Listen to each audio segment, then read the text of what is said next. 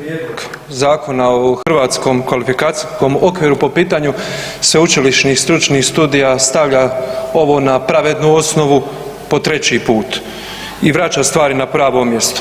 I on izjednačava i potrebu i za stručnim i za sveučilišnim studijima, samim time i vrijednost za društvenu zajednicu jednako. Oni se možda educiraju za različite smjerove, ali jednako važno je društvu.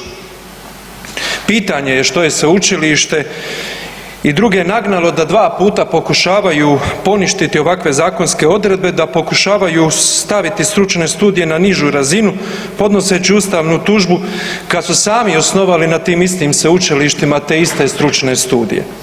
Gledajući samo etički nije pravedno. Jeste li zakonom omogućili tim stručnim studijama da se osnuju? Jeste. Jeste li preko obrazovnih ustanova dali akreditaciju tim istim stručnim studijima? Jeste. Jesu li ta ista sveučilišta osnovala te stručne studije? Jesu.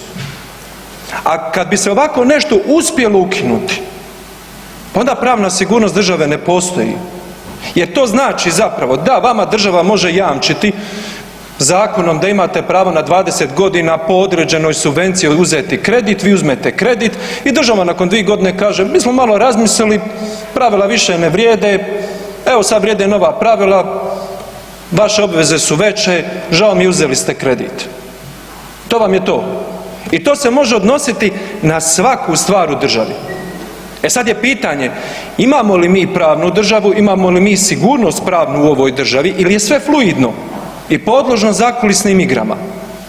Ja želim Hrvatsku kao sigurnu pravnu državu. Osim toga, sa obrazovnog stajališta nije pravedno.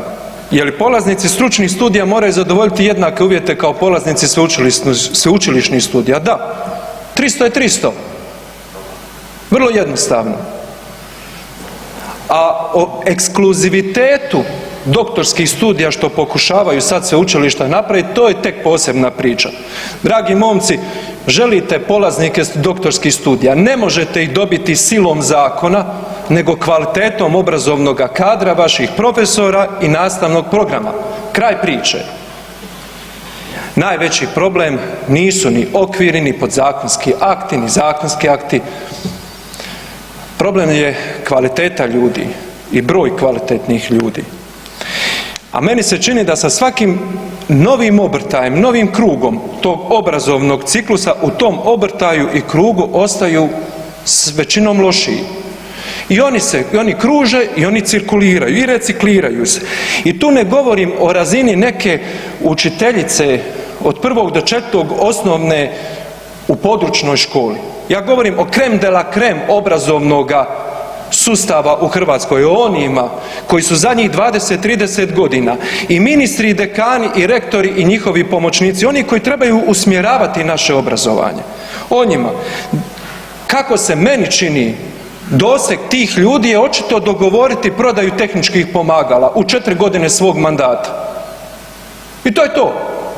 A to što nama razina obrazovanosti, rang lista naših sveučilišta, fakulteta doseže doslovno brzinu slobodnoga pada, ja ne vidim da to njih previše dira.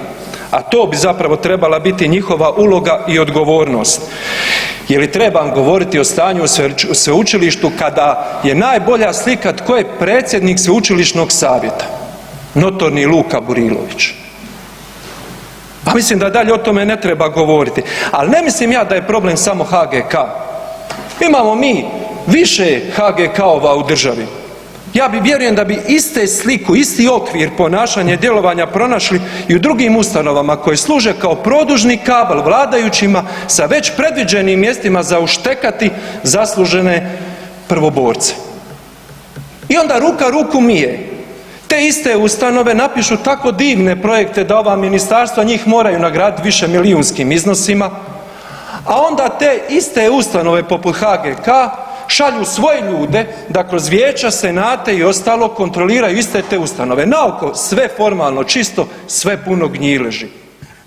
I ovo što se događa danas u obrazovanju nije posljedica obrazovanja, posljedica je loše politike i toga trebamo biti svjesni. Hvala.